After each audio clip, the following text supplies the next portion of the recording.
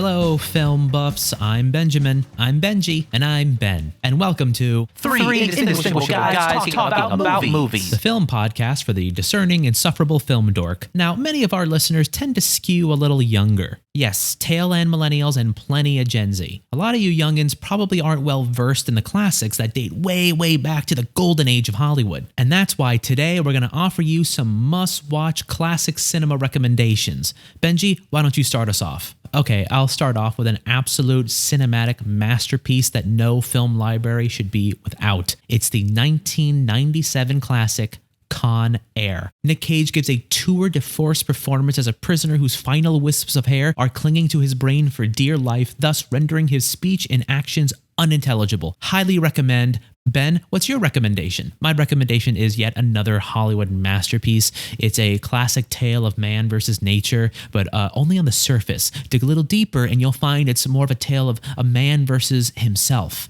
as our protagonist must overcome the memory of his wife's tragic death if he's to defeat an erupting volcano. Of course, I'm talking about 1997's Dante's Peak. It also has the lady from Terminator in it who I think plays the volcano? No, wait, she didn't play the volcano. She was the volcano's titular peak. Anyway, how about you, Benjamin? What's your recommendation? Well, I feel like spiritually I nailed the premise of this episode, but your recommendations are making me think otherwise. Why? What movie did you choose? Alfred Hitchcock's Vertigo. Huh. That's weird. I'm generally considered one of the most well-versed film buffs in the Los Angeles Film Critics Association, and I don't think I've ever heard of that one. Yeah, same here. Yeah, I'm gonna guess it's because it wasn't a bad action movie released in 1997. What do you mean, Benjamin? I mean, when I proposed this premise, I thought we were going to be pulling out some truly classic Hollywood films, stuff that's inspired millions. That's an awfully regressive view, Benjamin. Nick Cage and Con Air inspired me to grow my hair into an incomprehensibly greasy bird's nest of wispy strands that fail to distract from my receding hairline that has left my forehead looking like a heart-shaped box of chocolates. While I agree that that's a frighteningly acute description of your and Nick Cage's hair, that's not exactly the kind of influence I was talking about. Look, let me ask you guys, what are some of the other movies you were considering for this list that didn't make the cut? Oh, well, there's Devil's Advocate, Anaconda, Face Off, Tomorrow Never Dies, Starship Troopers, The Relic, Batman and Robin, Copland, Alien Resurrection. You know, the classics. Yeah, none of those movies are classics in the way that people would consider like Sunset Boulevard or Night of the Hunter classics. How dare you, Benjamin? Yeah, how dare you belittle the films that left an indelible mark on cinema? Okay, fine. You want to narrow our focus to trash released in 97? Fine. I think today's youth can't even begin to call themselves movie lovers unless they reach all the way back to the distant year of 1997 to find nothing but inspiration and hope for a better tomorrow in the seminal Jason Patric classic Speed 2 Cruise Control. How's that?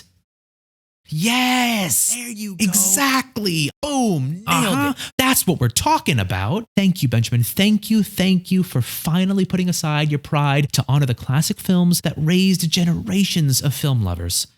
I really hate that I know you had absentee parents and Batman and Robin literally raised you. It did. Mr. Freeze taught me how to skate and I was breastfed on the firm nipples of George Clooney's batsuit. Yeah, okay, well, I'm ending the show there. There's no coming back from that without shifting the entire genre of this podcast from film discussion to true crime. Listener, I don't know why you'd want more of this podcast, but if you were a fan of this for some reason, but also all of the other fine podcasts on the Inaudible Podcast Network, then consider contributing to our Patreon, which you can find at patreon.com/inaudiblepod. After that, find us on Twitter at inaudiblecast. Wait. What? I thought of a better movie. What is it? The 1997 animated classic Princess Mononoke. Oh, okay. Well, that's actually a pretty good recommendation. Yeah, it's great. Good one, Benji. Thanks. Hold on. Wait, now that I'm thinking about it, is that the one where Kevin Costner is a post-apocalyptic postman? No. That's the Postman. Oh, well, I meant the Postman. I don't know what Princess Monomonkey is. You just said it correctly. Forget it. Find us on Twitter, contribute to our Patreon, end of episode.